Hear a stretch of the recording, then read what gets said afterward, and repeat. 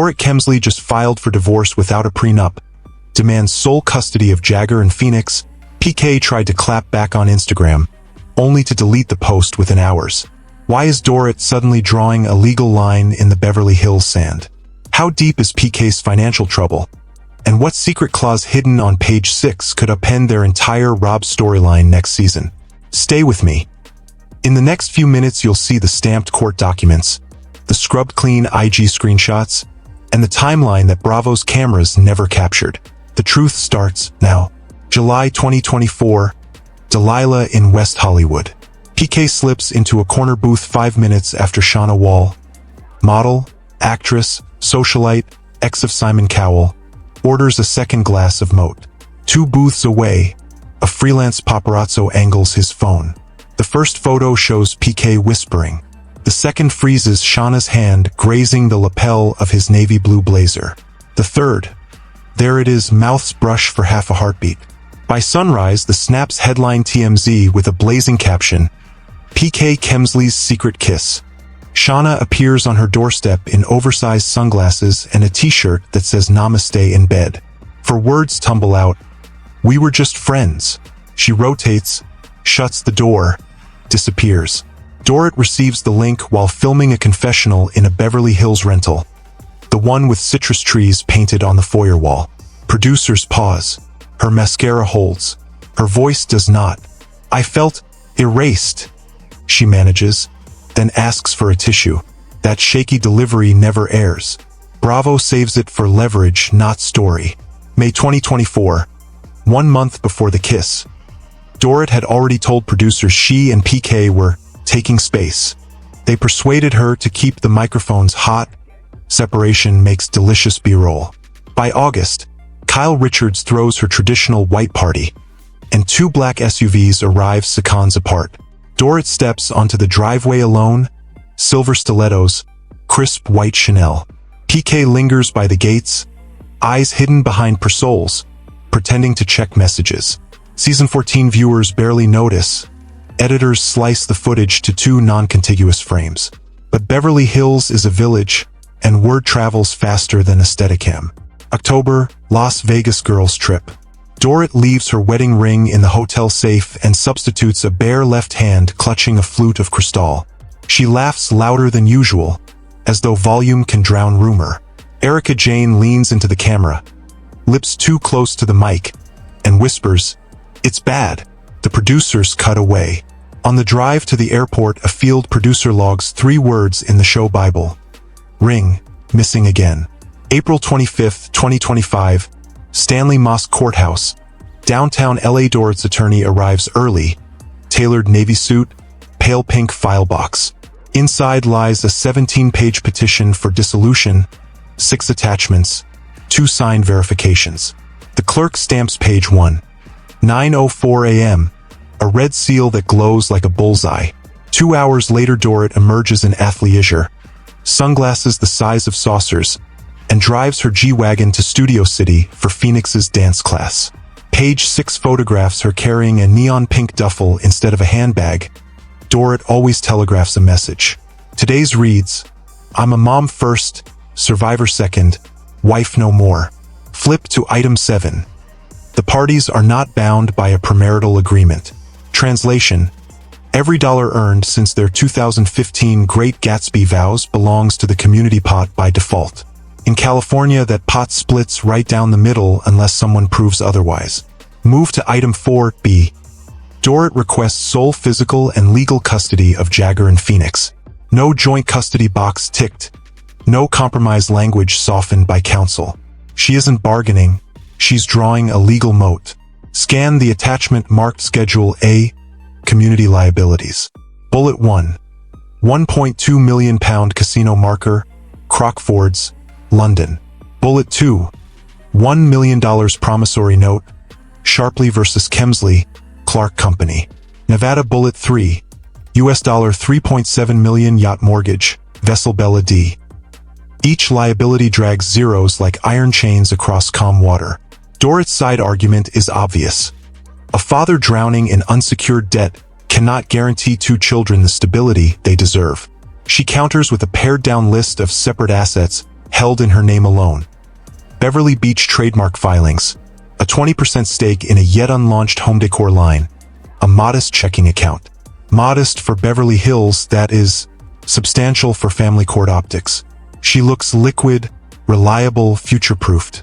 Just after midnight on April 26th, PK rides through the Sunset Strip in a chauffeured Maybach.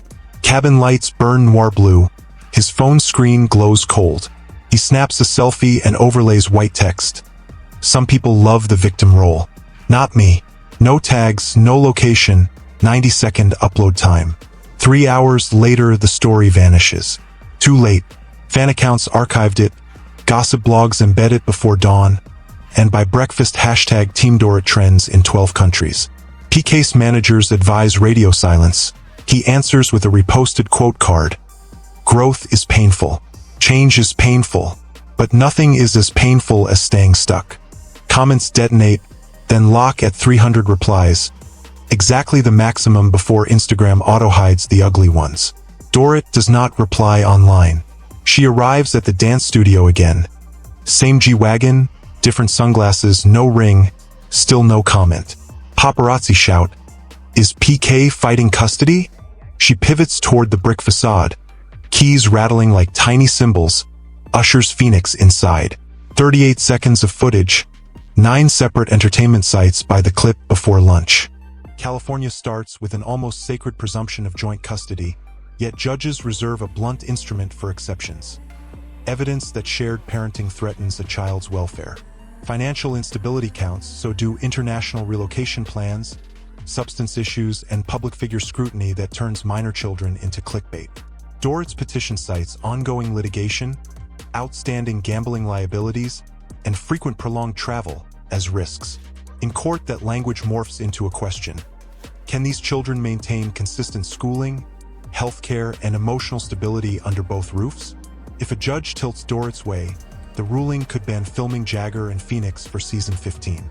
Bravo would lose the emotional anchor of a storyline it already shot half-blind, and editors would scramble to splice around blurred faces and legal disclaimers. Ratings spike when divorce hits, but they nosedive when court orders muzzle the narrative. Network executives, suddenly aware, convene emergency Zooms. Family court moves slower than gossip, yet faster than reality TV production schedules. The first case management conference lands on July 15th, 80 days after filing. By then, both sides must submit sworn income and expense declarations. PK's is a minefield. Stalled vodka venture, terminated sports betting podcast, dwindling residuals from UK property deals. If declared, net income sinks beneath what a mid-tier Beverly Hills lifestyle costs. The court may impute earnings, assigning a hypothetical salary based on earning capacity rather than reality. That hypothetical number could dictate spousal support for years. Rumor already suggests PK is eyeing a return to London. Comfort zone, cheaper living, sympathetic press. A move-away attempt during active litigation would detonate a fresh motion. Dorit could seek an emergency order blocking international travel for the kids. 2 parents, 1 passport restriction, countless tabloid headlines. Every tick of that 80-day countdown carries financial shrapnel. On day 20, Dorit must serve preliminary declarations of disclosure, detailing assets, liabilities, income, expenses. On day 40, PK must reciprocate. On day 60, mandatory settlement conferences open a slim corridor for private agreement. If no accord materializes, trial dates loom beyond the summer heat, and each side's legal budget balloons faster than yacht fuel prices. Divorce arcs historically rocket Real Housewives ratings. Teresa Giudice's, Shannon Beater's, Erica Jane's. But those arcs relied on full-access filming of children's reactions, spouse confrontations, real-time attorney strategy sessions. Rip the minor children from Dorit's footage and season 15 loses the visceral stakes that make following the women's lives more than couture and cocktails. Editors could pivot to Kyle, Sutton, and newcomer Brielle, yet the audience tuned in for the implosion teased in trailers. Dorit's eyes glassy, PK walking out of frame, Phoenix's artwork taped to a sub-zero fridge. Advertisers balk at uncertainty. A single court order can invalidate product integration moments worth 6 figures. Meanwhile, Streaming platforms crave exclusive, unseen footage, and lawyers for both Kemsleys contemplate subpoenas for raw tapes. What began as reality TV threatens to become real-life evidence. Dorit, poised, legally insulated, rebranding heartbreak into hustle. Beverly Beach relaunch populates her Instagram grid. Muted neutrals, empowered captions, studio lighting hiding nocturnal circles under her eyes. She signs with a new publicist whose client list reads like Forbes acquainting itself with feminist merchandise. PK, quiet, maybe calculating, maybe cornered. He scrolls through real estate portals featuring Hampstead Heath townhouses, studies sterling to dollar exchange rates, phones London friends once called lifelines. Casino creditors still circle. Las Vegas lawyers phrase invoices without emojis. The Maybach lease expires in September. Renewal is optional. July 15th approaches like a storm front, and neither parent holds a weather machine. One stamped petition has already upended brunch plans across Beverly Hills. The response, the counterpetition PK is legally bound to file, could sever whatever veneer of civility remains. If those pages leak, the story you just heard will transform again, and the fallout will stretch from family court to cable TV to the far side of the Atlantic. Divorce plays differently when broadcast through Bravo's glitter filter, but court stamps shine harsher than studio lighting. Dorit's gamble, sole custody, no prenup, debts quarantined, is a wager that legal precision can beat public perception. PK's silence, broken only by a vanishing Instagram story, hints at either strategy or surrender. Within 80 days, the judge will demand numbers, proof, and plans for 2 children who never asked for camera crews or casino markers. When those numbers surface, when the judge sets temporary orders or restricts filming, the narrative resets again. And when PK's official response, sworn under penalty of perjury, slides across the clerk's desk, every red-stamped line will matter. That day could be tomorrow or the next, but it is coming. And when it does, the first place you'll hear the unvarnished story is right here. For more of the latest news, check out this video.